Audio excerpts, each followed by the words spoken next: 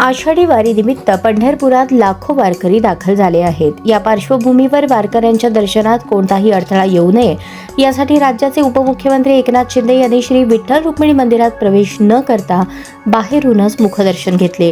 वारीच्या नियोजनाचा आढावा घेतल्यानंतर शिंदे म्हणाले, पंढरपूरच्या वारीतील खरा VIP हा सर्वसामान्य वारकरी आहे. वारकऱ्यांना जलद आणि सुरळीत दर्शन मिळावे यासाठी आम्ही हा निर्णय घेतला.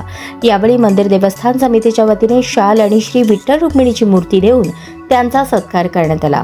हा सन्मान विठ्ठलाचा आशीर्वाद असल्याचे सांगत त्यांनी तो नम्रपणे स्वीकारला. त्यानंतर उपमुख्यमंत्री शिंदे यांनी मंदिराच्या जतन व संवर्धनाच्या कामांचा तसेच प्रस्तावित नवीन दर्शन मंडपाचा आढावा घेतला.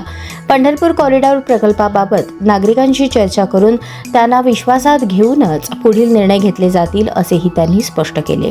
यावेळी आरोग्यमंत्री प्रकाश आंबेडकर, गृहराज्यमंत्री योगेश कदम, आमदार तानाजी सावंत, समाधान अवताडे, राजू खरे, अभिजित पाटील आणि संबंधित अधिकारी उपस्थित होते.